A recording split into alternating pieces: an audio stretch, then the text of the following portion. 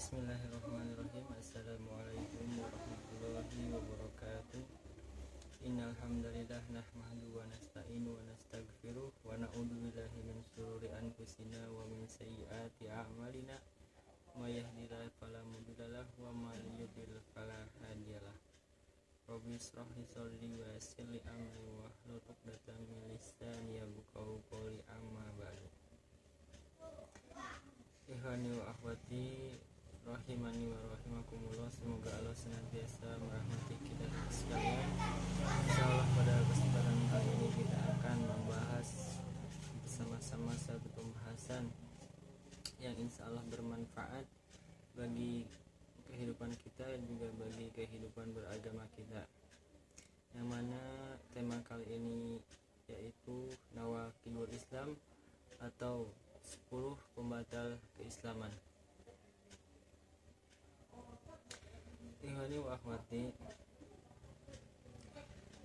ketika kita menjadi seorang muslim, tentulah kita harus memperhatikan ramu-ramu yang ada di dalam agama Islam tersebut. Perlulah kita mempunyai perhatian besar terhadap apa yang bisa membatalkan kita dari agama kita. Jika seorang muslim mempunyai perhatian terhadap apa-apa yang bisa membatalkan sholat, apa-apa yang bisa membatalkan wudu, apa-apa yang bisa membatalkan puasa, maka tentu sebagai seorang muslim harus mempunyai perhatian besar terhadap apa-apa yang bisa membatalkan keislamannya. Jika seorang batal sholatnya, maka ia belum tentu batal Islamnya. Baik, adapun pembatal keislaman yang pertama adalah syirik. Apa itu syirik? Syirik adalah membuat perantara atau menjadikan sekutu sebagai perantara antara dirinya dengan Allah. Misalnya berdoa, memohon syafaat, bertawakal, beristighosah, bernazar, menyembelih yang ditunjukkan kepada selain Allah, seperti menyembelih untuk jin atau untuk penghuni kubur dengan keyakinan bahwa para sesembahan selain Allah itu bisa memberikan manfaat atau madarat. Adapun dalil dalam Al-Qur'an, innallaha la yaghfiru ay yushrika bihi wa yaghfiru ma duna dzalik liman yasha. Sesungguhnya Allah tidak akan mengampuni dosa syirik, dan Dia mengampuni segala dosa yang selain syirik bagi siapa yang Ia kehendaki. Adapun yang kedua adalah orang yang membuat perantara antara dirinya dengan Allah, yaitu berdoa, memohon syafaat, serta bertawakal kepada mereka. Perbuatan tersebut termasuk amalan kekufuran menurut ijma ulama. Kemudian yang ketiga adalah tidak mengkafirkan orang-orang musyrik atau meragukan kekafiran mereka. Ketika seorang muslim meragukan akan kekafiran orang yang memang benar-benar kafir, maka keislamannya pun perlu dipertanyakan. Adapun baru-baru ini kita diramaikan dengan penghinaan kepada Nabi Muhammad SAW oleh Presiden Prancis, yang memang itu termasuk orang kafir ya. Kemudian jika ada orang Islam yang ragu terhadap kekafiran ia, maka keislamannya pun perlu dipertanyakan.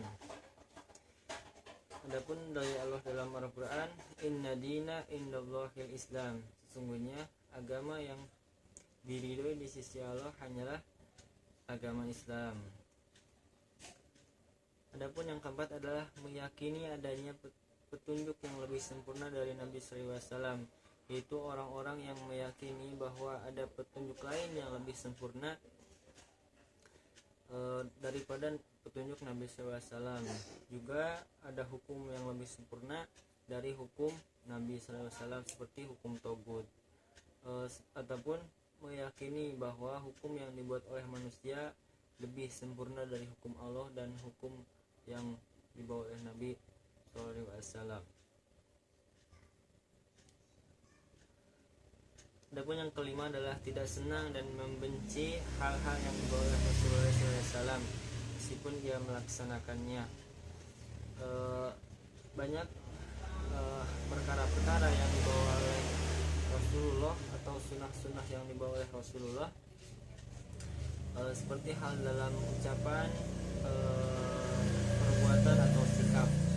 Nah, jikalau kita benci atau tidak senang akan apa yang dibawa oleh Rasul, maka keislaman kita pun perlu dipertanyakan. Sebagaimana kita ketahui bahwa Rasulullah SAW dalam berpakaian, khususnya dalam celana itu di atas mata kaki. Meskipun ini masih menjadi perbedaan pendapat, tetapi banyak pula dari kita yang membenci akan orang-orang yang mengikuti sunnah Rasulullah SAW, ataupun para wanita-wanita yang berhijab. Banyak dari kita juga sebagai seorang muslim yang mencela akan hal itu. Terlebih baru-baru ini juga ada film yang berjudul My Play gitu. Di sana ada cuplikan video yang menampilkan membuka paksa gitu cadar seorang wanita. Nah, itu perlu dipertanyakan juga ya keislamannya. Kemudian yang keenam adalah menghina Islam, yaitu orang-orang yang menghina Allah dan Rasulnya, Al-Quran, agama Islam, malaikat, dan Rasul-Rasulnya. Sangat jelas gitu ya, sebagai seorang muslim yang berani menghina agamanya sendiri, tentu itu sangat tidak ideal gitu bagi seorang muslim. Yang ketujuh adalah melakukan sihir, yaitu melakukan praktek sihir dengan perantara atau bantuan dukun.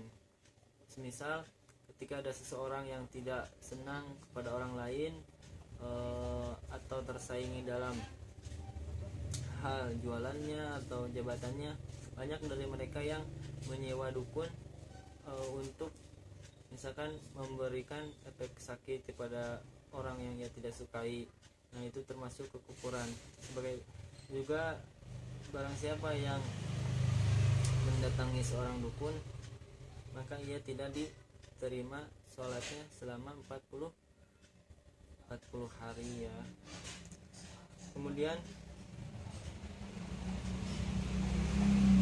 adapun dalil dalam Al-Quran, wa ma yu'alimani min ahadin hatta yaqula innama nahnu fitnatun fala takfur. Adapun yang kedelapan adalah memberikan pertolongan kepada orang kafir dan membantu mereka dalam rangka memerangi kaum muslimin. Nah, ini perlu kita garisbawahi juga, yaitu memberikan pertolongan kepada orang yang benar-benar kafir. Kita ambil contoh itu ketika pemilu 2017 ya kalau nggak salah, di mana suara kita ditentukan untuk contohnya pemilihan gubernur DKI Jakarta, di mana disuguhkan ada orang yang Islam, ada orang Muslim, juga orang kafir. Nah, ketika kita memberi dukungan atau memberi voting kita kepada orang kafir, tentulah itu membuat atau membantu dia untuk menjadi pemimpin kita. Sedangkan dalam hal ini kita itu dilarang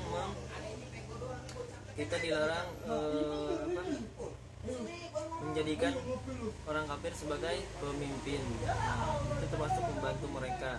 Adapun dalam Al-Quran yaitu ya a'udzubillahi minasyaitonirrajim, bismillahirrahmanirrahim, ya ayyuhalladzina amanu la tattakhidul yahuda wala nasara awliya ba'duhum awliya ba'din wa man yatawalla minhum fa innahu minhum innallaha la yahdil qaumadz zalimin.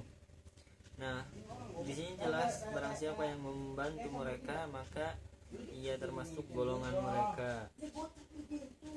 Kemudian yang kesembilan adalah meyakini bahwa manusia bebas keluar dari syariat Nabi Muhammad SAW, yaitu orang yang mempunyai keyakinan bahwa sebagai manusia diberikan keleluasan untuk keluar dari syariat ajaran Nabi SAW, sebagaimana Nabi Khidir dibolehkan keluar dari Nabi Musa alaihissalam, karena seseorang nabi diutus khusus kepada kaumnya masing-masing. Adapun Nabi Muhammad SAW itu diutus untuk seluruh alam. Kemudian yang terakhir yaitu berpaling dari agama Allah. Ia tidak mempelajarinya dan tidak beramal dengannya. Yang dimaksud di sini adalah sebagai seorang muslim ia tidak melakukan apa-apa ya, tidak melakukan sholat, puasa, kemudian amalan wajib yang sepatutnya seorang muslim dijalani. Ikhwani fillah, itulah 10 pembatal keislaman, yaitu nawaqidul Islam, yang bisa mengeluarkan seorang dari agamanya, yaitu agama Islam. Namun perlu kita garis bawahi atau kita perhatikan juga, tidaklah kita sepatutnya mencap atau menjudge orang yang telah melakukan pembatalan ini ia kafir. Yang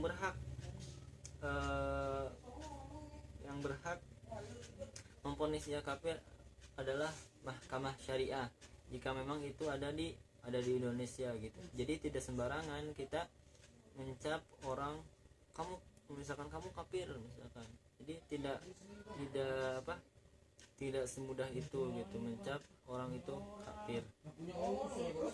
Baik, wabillahi taufiq wal hidayah wa ridha wal inayah. Wassalamualaikum warahmatullahi wabarakatuh.